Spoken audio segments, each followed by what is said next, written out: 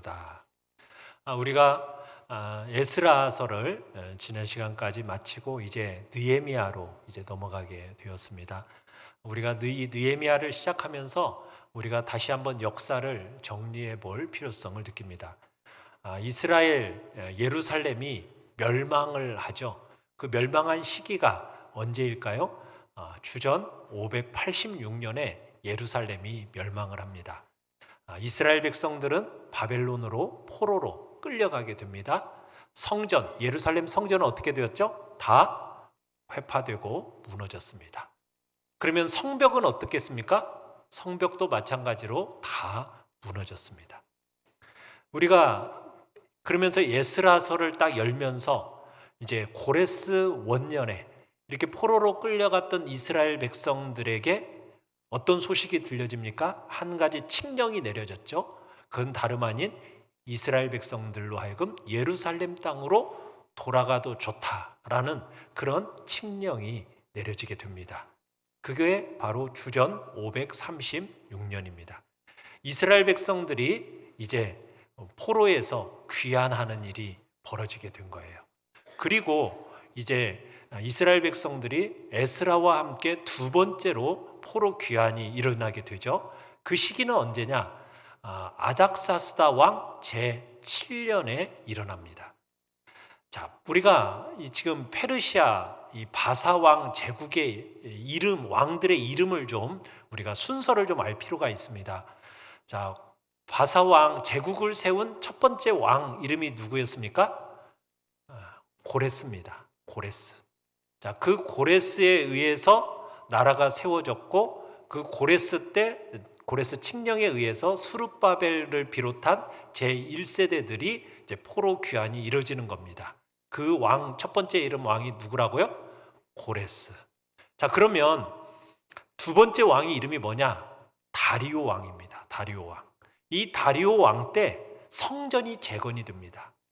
두 번째 성전, 예루살렘 첫 번째 솔로몬 성전은 무너졌고요. 두 번째 성전, 스룹바벨 성전이 이제 다리오 왕 때 재건이 되어져요. 그 다음 세 번째 왕이 누구냐? 에스더의 남편 이름이 누구인지 혹시 기억하시나요? 에스더의 남편이 아하수에로 왕입니다. 아하수에로 왕. 자, 그리고 이제 네 번째 왕이 누구냐? 아닥사스다 왕이에요. 아닥사스다 왕.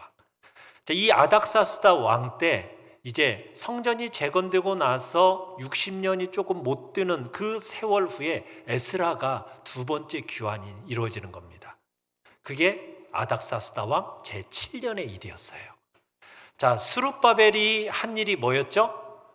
성전을 재건하는 일이었어요. 그러면 에스라가 와서 한 일은 뭐였습니까? 말씀으로 백성들을 세우는 일이었어요. 자, 그러면 우리가 보게 되는 이 느헤미야, 이제 느헤미야가 백성들을 이끌고 제3차 귀환이 일어나게 되는데 이때가 아닥사스다 왕 제20년의 일입니다. 자, 에스라가 돌아온 이후 몇 년의 세월이 흐른 후에 귀환하는 거예요? 아까 7년이었고 지금이 20년이니까 몇 년이에요? 13년이죠. 13년.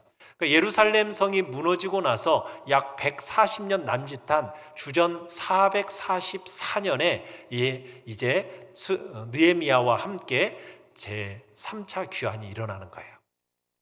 막 숫자가 많으니까 막 정신이 없죠. 자, 그런데 돌아와서 140년 가까이 허물어졌던 이 예루살렘 성벽을 바로 느헤미야가 재건하게 되는 겁니다. 짓게 되는 거예요.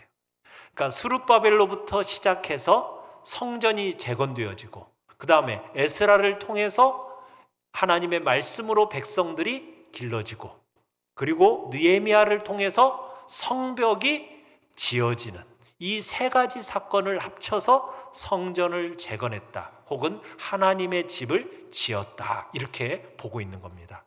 그러니까 우리가 성전을 짓는다고 할 때는 단순히 예루살렘 성전 딱 하나만 보는 것이 아니라 예루살렘 성전과 함께 그 성전에 들어가서 예배드리는 하나님의 백성들을 길러내고 그리고 사람이 길러질 뿐만 아니라 그 길러진 공간을 마련하는 것과 함께 길러진 사람과 공간을 잘 보존하도록 성벽을 짓는 모든 것들이 합쳐져야 그게 하나님의 집을 바르게 짓는 것입니다.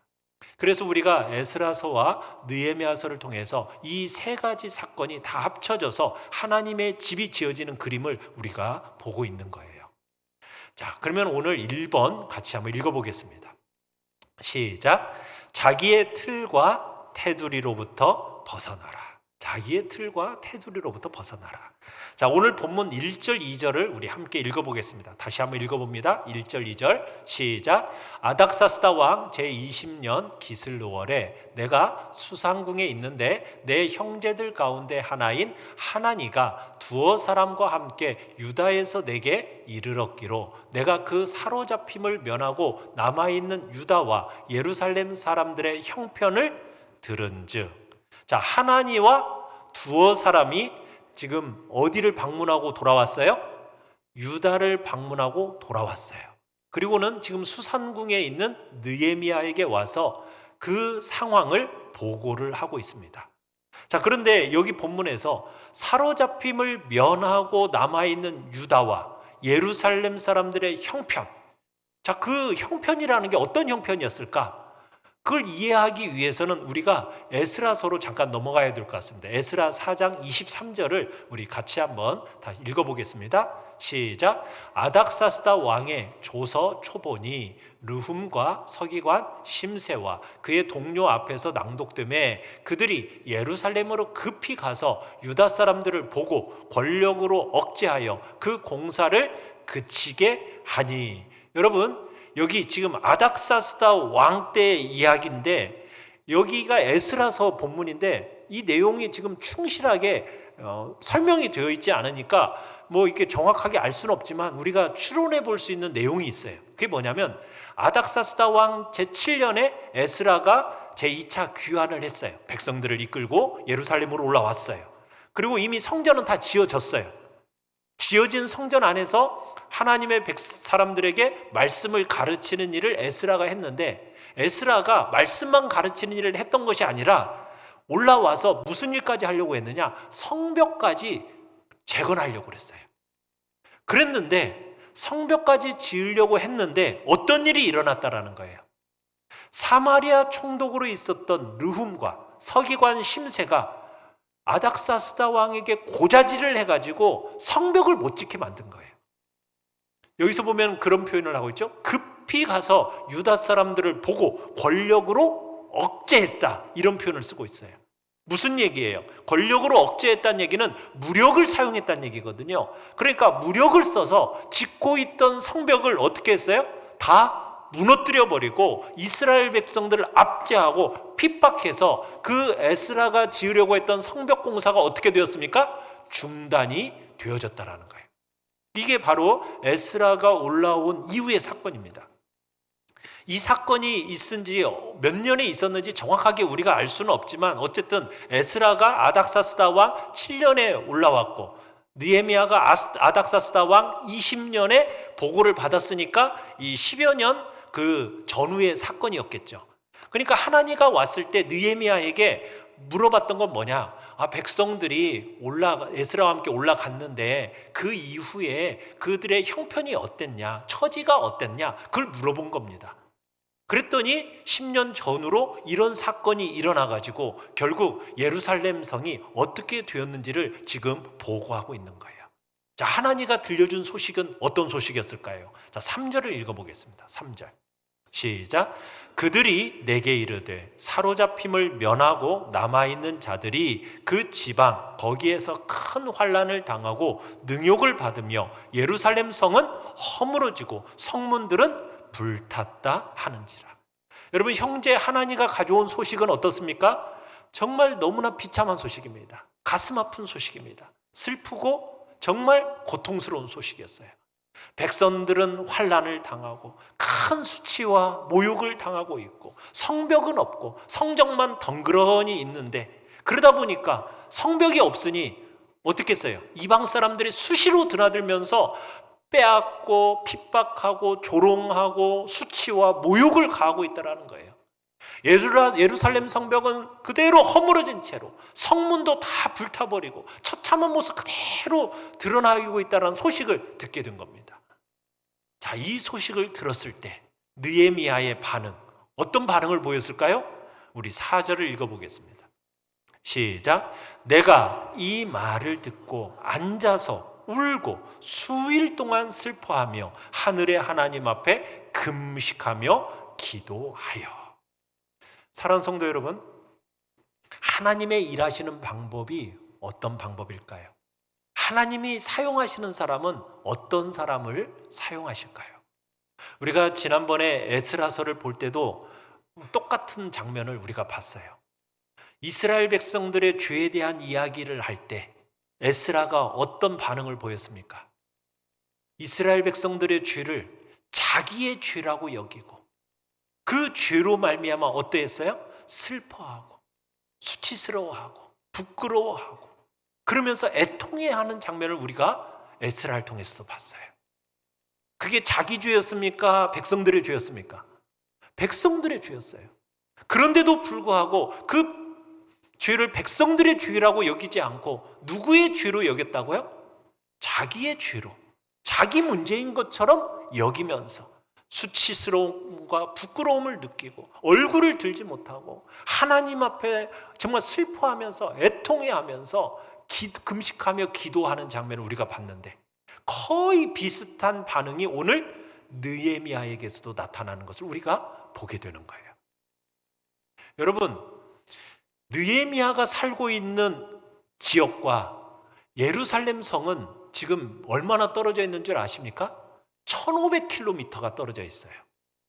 1500km나 떨어져 있는 그 예루살렘 성에 있는 이스라엘 백성들의 그 형편을 듣고 지금 뭐 하고 있다고요? 슬퍼하고 있어요. 애통해하고 있어요. 하나님의 도성의 이야기를 들었을 때 지금 다 불태워지고 성문도 다 허물어지고 성벽도 다 허물어졌다라는, 그리고 백성들이 수치를 당하고 모욕을 겪고 있다라는 그 이야기를 딱 들었을 때, 그 많은 환란을 겪고 있다는 이야기를 들었을 때 느헤미야는 어떻게 반응하고 있다고요? 슬퍼하고 있어요. 애통해하고 있어요. 여러분, 자기 문제가 아닙니다. 자기 자식의 문제도 아닙니다. 자기 가족의 문제가 아닙니다. 1500km나 떨어져 있는 먼 곳의 이야기예요. 그런데도 불구하고 하나님의 도성에 관한 그 이야기를 듣고서 수치와 부끄러움과 슬픔과 고통을 느끼면서 울면서 기도하고 있는 게 바로 느헤미야예요. 여러분, 하나님께서 오늘 우리가 사는 이 시대에 찾고 있는 사람이 있습니다. 하나님께서 우리에게 기대하시는 사람들의 모습이 있습니다. 하나님이 우리에게 기대하는 모습은 어떤 모습이겠습니까? 그저 내 한 몸 안락하고 내 자녀 잘 되는 거기에 온갖 마음을 다 빼앗기는 그것이 아니라 하나님의 백성들의 형편과 그들의 모양을 인하여서 우는 겁니다. 우리가 몸담고 사는 이 시대는요, 너무나도 지나칠 정도로 개인적인 시대가 됐습니다. 개인주의적이에요. 그저 자기 한 사람, 자기 가정의 테두리를 넘어서지를 못합니다. 여러분, 우리가 사는 이게 이 시대의 정신이에요. 여러분, 남들은 어떻게 되든, 교회가 어떻게 되든, 하나님의 영광스러운 이름이 참으로 어떻게 짓밟히든 그것에 관하여서 우리가 많은 관심이 없어요. 그저 나의 이익, 내 가족들의 이름이 조금이라도 모독받으면 그것에 대해서는 못 견뎌합니다. 그렇지만 하나님과 그분의 나라와 그분의 영광과 그분의 백성들에 대해서는 우리가 얼마나 슬퍼하고 그분에 대해서 참으로 모욕당할 때 그것이 과연 우리에게 슬픔으로 와닿는지 우리가 그것에 대해서 생각해 봐야 된다는 거예요. 그런데 오늘날 우리가 그렇지 못한 시대를 살고 있다는 것은 너무 가슴 아픈 시대인 거죠. 사랑하는 성도 여러분, 우리가 예수 믿는다라고 얘기를 하잖아요. 예수 믿는다라는 것이 무슨 의미입니까? 그냥 내가 기독교라는 종교를 갖고 있다라는 뜻일까요? 아닙니다. 내가 예수 믿었더니 이런 복을 받았어. 내가 이런 가족의 축복을 받고 자녀들이 잘 되는 복을 받고 그래서 내가 예수 믿어. 여러분, 이렇게 말하는 것이 우리가 믿는 예수 믿는 것인가요? 여러분, 살아계신 하나님을 만나고 그분을 만난 결과로 우리에게 어떤 마음들이 생겨야 될까요? 그건 다름 아닌 하나님의 관심이 나의 관심이 돼야 돼요. 여러분, 하나님의 관심이 여러분의 관심이 되고 계십니까? 여러분, 하나님의 이름이 묻어있는 하나님의 도성이 수치를 당하는 것이 여러분의 수치가 되어지십니까? 정말 하나님의 백성들의 슬픔이 과연 나의 슬픔이 되고 있나요? 그래야 그게 기독교 신앙인 거죠. 여러분, 우리가 한국교회가 지금 이 틀을 깨지를 못하고 있어요. 정말 신앙생활을 한다고 고백은 하지만은 이 틀을 깨지 못하고 있어요. 우리의 가정, 나 자신의 이 틀을 깨지를 못하고 있는 것입니다. 우리가 이 틀을 벗어나서 정말 살아계신 하나님께서 우리에게 요구하시는 그 복된 자리에 우리가 서야 할 것입니다. 정말 물론 가정에서부터 출발해야죠. 가정부터 출발해서 정말 내 자녀를 사랑하듯이, 정말 내 피부치를 사랑하듯이 그 사랑으로 누구를 사랑해야 됩니까? 우리의 지체들을 서로 사랑하는 거예요. 내가 내 자녀를 사랑하듯이 우리 교회 안에 있는 자녀들을 사랑하는 것, 똑같이 소중히 여기는 것, 그것이 바로 우리가 가져야 할 마음이죠. 그게 진짜 신앙인 거죠. 지금 느헤미야를 보십시오. 성에 대한 소식이 들었습니다. 하나님의 이름이 묻어있는 그 예루살렘 도성에 대한 소식을 듣고 나서 슬퍼하고 애통해하면서 그 백성들이 환난을 당하고 모욕당하고 수치와 조롱을 당하는 그 고통을 자기의 아픔인 것처럼 여기면서 눈물 흘리고 애통해하고 있는 거예요. 사랑하는 성도 여러분, 여러분 안에 이런 기능들이 살아 있습니까? 살아 있어야 됩니다. 우리의 마음에 살아 있어야 돼요. 나밖에 모르고 내 가정밖에 모르는 이 척박한 시대 정신에 우리가 굴복해서는 안 됩니다. 자기의 틀, 자기의 테두리 벗어나서 정말 하나님과 하나님의 백성과 하나님의 도성과 하나님의 영화로운 이름이, 여러분의 이름에 대한 관심이 여러분 살아 있어야 되는 거예요. 그게 진짜 우리 믿는 사람들의 모습이 되는 것입니다. 여러분, 느헤미야는 어떤 사람이었을까요? 느헤미야가 예루살렘에 한 번이라도 가봤을까요? 못 가봤을까요? 한 번도 못 가봤습니다. 이 사람은 바벨론 땅에서 태어났어요. 그리고 바벨론 성에서 자라났어요. 한 번도 예루살렘 성에 가본 적이 없어요. 포로로 잡혀온 지 얼마나 됐다고요? 140년이라는 세월이 흘렀어요. 비록 타국이에요. 이방이에요. 그런데 페르시아에서 지금 높은 지위에 올랐습니다. 어느 정도의 위치였냐면 왕의 술관원이라는 위치입니다. 이게 왕 술관원이라니까 왕 옆에서 그냥 술 따라주는 사람, 여러분 이렇게만 생각하는 게 아니에요. 왜냐하면 옛날 고대는요, 왕을 독살하기 위해서 음식이나 술에 독을 타는 경우가 허다했습니다. 그래서 왕이 자기 옆에 어떤 사람을 두겠어요? 가장 신뢰하고 가장 총애하는 사람을 옆에 두고 술이나 음식을 맛보게 먼저 하는 겁니다. 항상 그 옆에 있어서 가까이 서로 마음을 나누고 국사를 서로 의논하고 서로 얘기하는 매우 존경받는 자리가 바로 왕의 술 관원 자리예요. 그러니까 느헤미야는요, 명예나 지위에 있어서 정말 조금도 아쉬울 것이 없는 그런 사람이었다는 얘기예요. 오늘날로 따지자면 그렇습니다. 미국으로 이민은 갔어. 이제 몇 세가 된 거예요. 그리고선 그곳에서 태어났고 그곳에서 자랐어요. 그리고 나서 하버드 대학에 입학했어요. 거기서 좋은 성적을 거두었고 백악관에 들어가더니 대통령의 비서실장이 된 거예요. 여러분, 그게 바로 느헤미야의 위치입니다. 얼마나 좋은 음식, 최고의 명예, 최고의 영예를 다 누리겠어요. 왕이 된 것은 아니지만 여러분, 포로로 잡혀온 사람으로서 누릴 수 있는 최고의 부귀와 영화와 정말 신분과 지위를 다 누리고 있는 사람이 바로 이 느헤미야란 얘기입니다. 그런데 이 느헤미야가 예루살렘 성의 이야기를 듣고 어떻게 하고 있다고요? 울고 있습니다. 예루살렘 때문에 울고 있어요. 하나님의 백성들을 생각하면서 울고 있습니다. 교회의 안위를 바라보면서 울고 있습니다. 여러분들은 교회의 안위를 바라보면서 눈물을 흘린 적이 몇 번이나 있으십니까? 하나님의 백성들의 영적인 상태를 놓고 그들의 안위를 보면서 여러분 얼마나 슬퍼하고 애통해 하셨습니까? 느헤미야가 보인 반응이 바로 이 반응이라는 거예요. 이런 반응을 우리 모두가 가지기를 간절히 축원합니다. 자, 두 번째입니다. 2번. 시작. 분명한 그림을 가지라. 분명한 그림을 가져라. 자, 140년이라는 세월이 흘렀습니다. 자, 그런데도 느헤미야가 그 예루살렘 도성을 바라보면서 울고 슬퍼하는 이유가 뭘까요? 느헤미야는 하나님의 백성이 어떻게 살아야 하는지에 대한 분명한 그림을 가지고 있었기 때문입니다. 분명한 그림. 느헤미야는 이스라엘 민족은 어떤 민족인지, 이들에 대해서 하나님이 어떤 기대를 가지고 계시는지 그것을 분명히 알고 있었다는 거예요.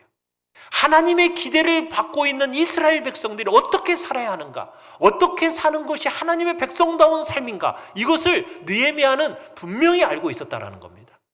그래서 느헤미야가 울고 금식하는 것은 그저 단순히 현재 동족의 어떤 비참한 상태만 그것 때문에 울고 그저 금식하는 게 아니라 자기 민족에 대한 분명한 기준 때문이었어요. 오늘 읽지는 않았는데 10절을 한번 가보시면 10절에 이렇게 적혀 있어요. 이들이라는 건 누구냐면 이스라엘 백성들입니다. 이스라엘 백성들은 주께서 일찍이 큰 권능과 강한 손으로 구속하신 주의 종들이요 주의 백성이니이다. 하나님의 종이고 하나님의 백성들이라는 거예요.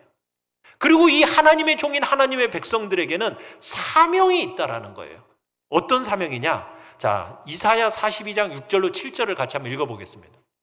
시작. 나 여호와가 의로 너를 불렀은즉 내가 내 손을 잡아 너를 보호하며 너를 세워 백성의 언약과 이방의 빛이 되게 하리니 내가 눈먼 자들의 눈을 밝히며 갇힌 자를 감옥에서 이끌어내며 흑암에 앉은 자를 감방에서 나오게 하리라. 여러분, 이스라엘의 사명입니다. 어려움에 처한 사람들을 이끌어내어서 흑암 가운데 있는 사람들을 이끌어내어서 빛 가운데로 인도하는 사명이 바로 이스라엘 백성의 사명이라는 거예요. 그러니까 이스라엘 백성들은 노예로 살 백성이 아니라는 거예요. 그냥 아무렇게나 삶을 소모할 민족이 아니라는 거예요. 정말 하나님 자녀다운 삶을 누리고 어두운 세상에서 빛을 비추고 그렇게 살아야 한다라는 원대한 비전이 바로 이스라엘 백성을 향한 하나님의 기대고 꿈이었어요. 비전이었어요. 그것을 느헤미야는 알고 있었던 거예요. 그런데 지금 이 백성이 지금 어떻게 되어진 겁니까? 이 백성이 열방의 조롱거리가 되고 있는 거예요. 이걸 생각하니까 너무나 가슴이 아픈 거예요. 사랑하는 성도 여러분, 우리는 언제 그렇게 가슴 아프고 괴로워합니까? 우리는 내가 좀 손해를 입거나 좀 내 자존심이 상하거나 다치면은 몸부림치면서 괴로워합니다. 여러분, 그러나 하나님의 공동체가 정말 하나님의 자녀다운 모습으로 나타나지 못한 것에 대해서는 여러분, 우리가 얼마나 고통스러워하고 괴로워하면서 울고 있습니까? 얼마나 가슴 아파합니까? 영혼을 사랑하고 여러분, 이 땅의 현실의 책임을 느끼고 하나님의 영광을 드러내고자 하는 그 노력하는 모습이 과연 우리에게 얼마나 있느냐는 사실입니다. 우리가 내 집, 내 가정, 내 자식, 내 일, 이것에 관련되어서는 우리가 작은 일만 해도 정말 눈에 불을 켜고 여러분 매달리지 않습니까? 그런데 하나님의 계획이 무너지고 하나님의 사랑이 감춰지는 것에 대해서는 얼마나 우리가 무덤덤한지요. 여러분, 우리의 마음 왜 그러겠습니까? 그림이 없기 때문입니다. 하나님이 우리를 향하여 품고 계신 기대가 무엇인지, 꿈이 무엇인지, 비전이 무엇인지 그에 대한 그림이 없기 때문에 그래서 우리의 마음이 무덤덤하게 그냥 하루하루 우리가 예배를 드리고 와서도 그것에 대한 마음의 그런 충분한 마음이 기대가 없기 때문에 지금 우리가 무덤덤한 마음으로 살고 있는 건 아니지. 여러분 각자에게 주어진 직분이 있습니다. 하나님께서 여러분 각자에게 장로라는, 때로는 권사, 안수집사, 서리집사 각자 맡겨진 직분들이 있습니다. 직분이라는 게 뭔가요? 자신의 신분을 나타내는 옷인가요? 직분이라는 것은 무엇입니까? 하나님의 교회를 섬기라고 주신 쟁기입니까? 무엇입니까? 여러분들은 무엇으로 여기면서 직분을 받으셨습니까? 여러분 각자가 구원의 확신이 있으십니까? 구원의 확신이 있다면 여러분을 위해서 하나님이 사셨던 것처럼 정말 하나님을 위해서 우리가 살아야 됩니다. 하나님을 위해 살되 여러분 직분자로 세워진 것이 여러분의 가진 어떤 능력이나 어떤 자격과 용기 때문이 아니잖아요. 하나님이 여러분을 쓰시고자 하는, 특별히 훈련시키는 그런 자리로 여러분 모두를 세우신 거 아닙니까? 그렇다면 우리가 하나님께서 보고 계신 이 공동체에 대한 큰 그림이 무엇일까? 우리가 한번 생각해 봐야지 않을까요? 그러면 이 큰 그림을 이루어감에 있어서 내게 주어진 이 자리는 어떻게 내가 이 일을 감당하며 나아갈 것인가? 어떻게 하면 내가 하나님의 영광을 드러낼 것인가? 우리가 고민하고 노력해야 하는 것입니다. 지도자는요, 단순히 지도자의 직분을 받은 사람이 아닙니다. 지도자는 그 공동체를 바라보면서 어떻게 하면 더 잘 섬길까? 어떻게 하면 더 하나님께서 원하시는 아름다운 복된 그림을 가지고 이 공동체를 세워갈까? 정말 고민하고 애쓰고 기도하는 사람이 진정한 지도자인 것입니다. 이런 안타까움이 있을 때 여러분 영향력이 흘러가는 거예요. 여러분 직분과 직위라는 것은 단순히 그 직분과 직위로 권위를 행사하는 거 아닙니다. 우리 모두가 주어진 권위는 어떻게 해서 우리에게 나타납니까? 자연스럽게 흘러가는 거예요. 내게 주어진 그 마음을 가지고 정말 그 지도자의 마음을 가지고 살아가는 그 사람에게서 권위라는 것은 흘러서 그렇게 살아낸 사람만이 하나님께로부터 인정받고 그리고 하나님의 인정받는 권위자로 세워지게 되는 것입니다. 여러분 느헤미야의 통곡을 우리가 회복할 때입니다. 하나님의 백성, 하나님의 공동체로서 마땅히 드러나야 할 삶의 모습, 그 모습이 내게 없다면 우리가 이 시간 정말 안타까워하는 마음 가지고 우리가 그 기준과 그 그림을 가지고 회복해야 될 때라고 생각이 되어집니다. 여러분 모두가 그런 분명한 기준과 그림을 마음속에 정말 새겨내시길 바랍니다. 그리고 애통하는 마음으로 가지고 선한 영향력을 흘러보내는 자리에 여러분 모두가 있기를 바랍니다. 정말 느헤미야처럼 이역만리에서 아무 부러울 것이 없는 그런 삶을 사는데 하나님의 백성들의 형편을 듣자 눈물을 흘릴 수 있고 애통해할 수 있고 자기 문제처럼 여기면서 아파하고 눈물을 흘릴 수 있는 사람이 되시기를 바랍니다. 정말 하나님의 눈을 가지고 사물을 보시고 하나님의 눈으로 시대를 읽어내고 귀를 기울여 들을 수 있는 그런 사람이 진정한 일꾼입니다. 그런 일꾼들이 우리 모두가 되기를 간절히 바랍니다. 여러분 1791년에 2월 26일 날 존 웨슬리 아시죠? 감리교 창시자인 존 웨슬리가 노예 무역 폐지를 위해 투쟁하고 있는 윌버포스라는 사람에게 편지를 썼습니다. 이게 이제 영국 국회의원인데요. 이 사람이 이제 노예 무역 폐지를 위해서 정말 투쟁하고 있었어요. 근데 이게 얼마나 힘든 일이었겠어요. 그래서 이 사람에게 이제 웨슬리가 격려의 편지를 쓴 겁니다. 그 편지의 내용은 이랬어요. 하나님의 힘이 당신을 키우지 않았다면 당신은 종교와 영국, 더 나아가서 인간의 본성인 적인 그 혐오스러운 그 죄악에 맞서 영광스러운 투쟁을 시작하지 못했을 것입니다.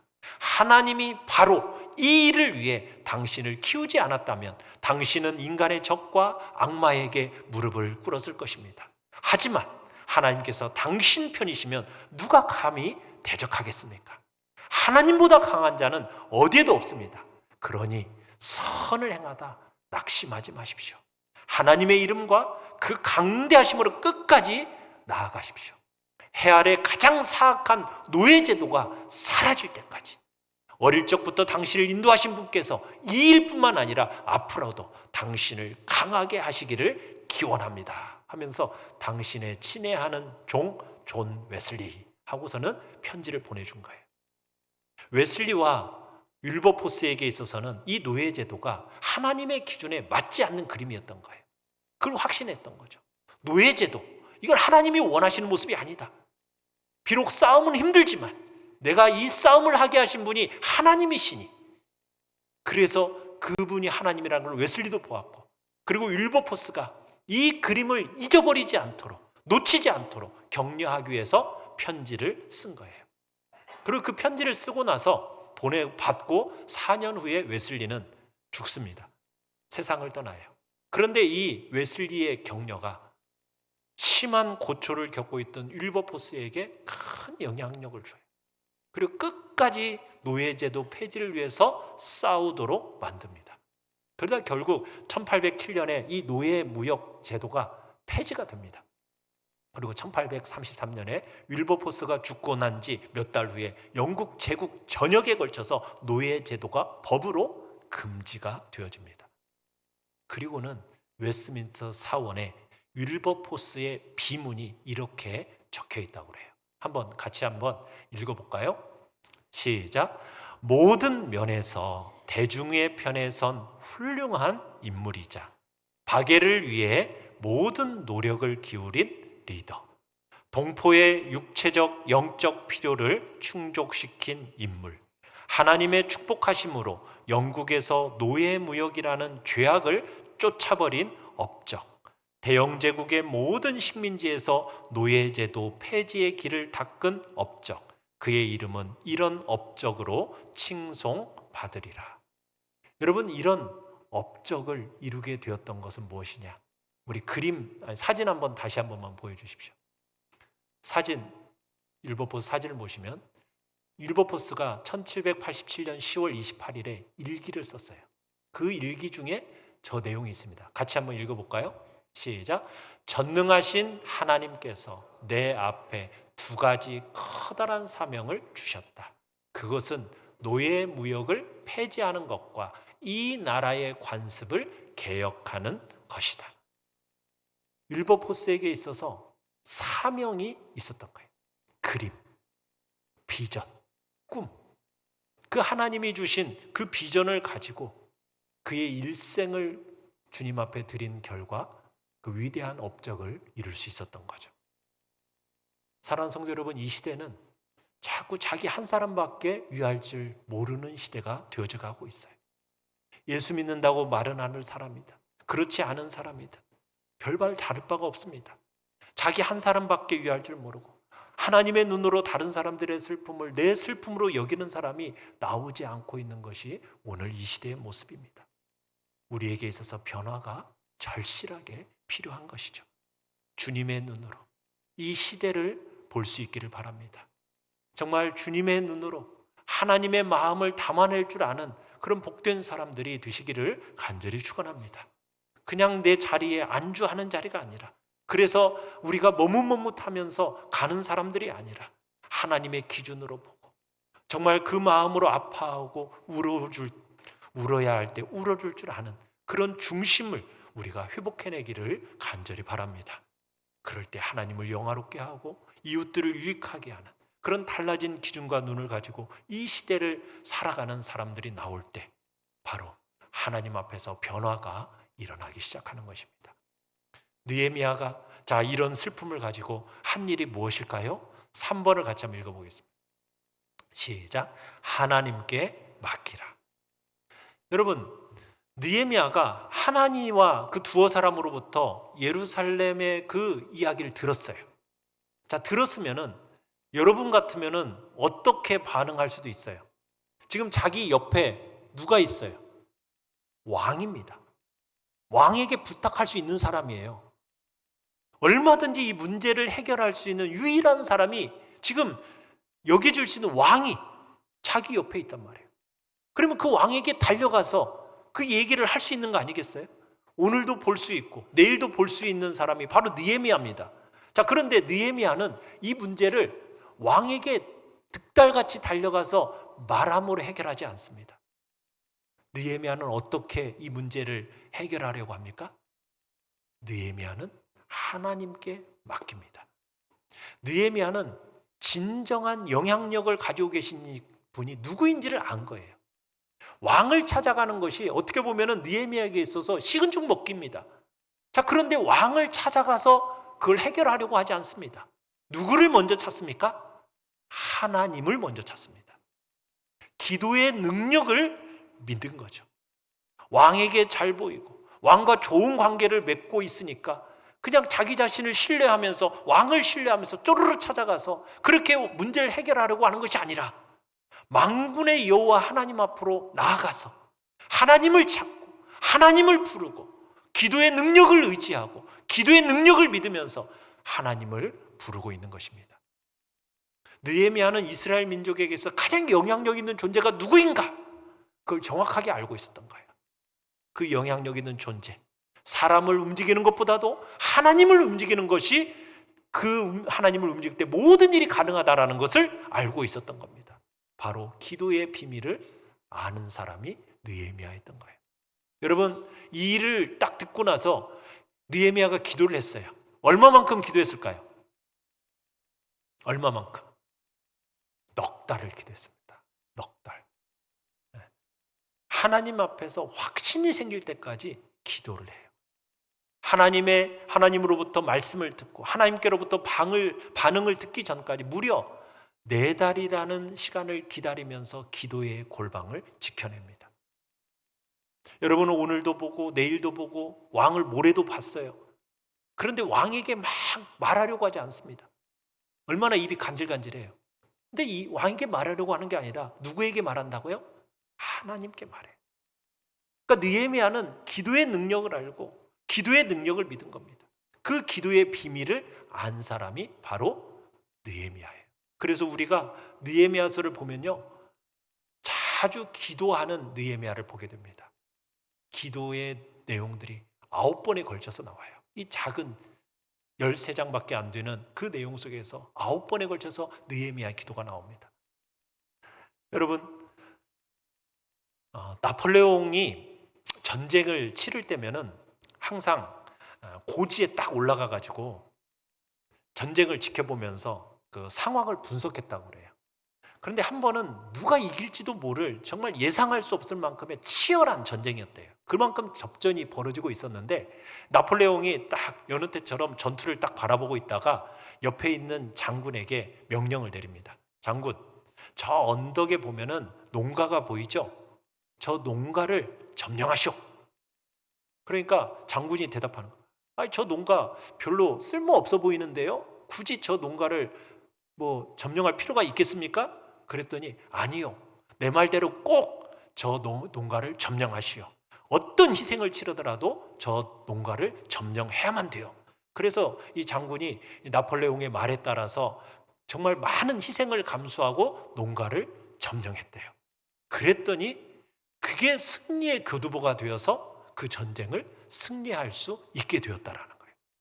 여러분, 승리에 능한 장군은 어디를 거점으로 해야 하는가? 이걸 잘 안다라는 거예요. 여러분, 영적인 사람은 무엇이 승리의 길인지를 아는 사람이에요. 무엇이 승리의 길인지. 내게 가장 영향력 있는 존재 누구일까요? 여러분이 가장 지금 근심하고 있는 부분이 있습니까? 여러분의 자녀가, 또 여러분의 손자가, 여러분의 삶의 어떤 일이 정말 너무나도 근심거리예요? 그렇다면 그것을 자녀를 설득하여 나가는 데 있어서 내가 설득하기 이전에 하나님의 설득이 먼저 일어나야 된다는 사실을 여러분은 아십니까? 우리는 내가 먼저 막 하려고 해요. 내가 하려고 그래.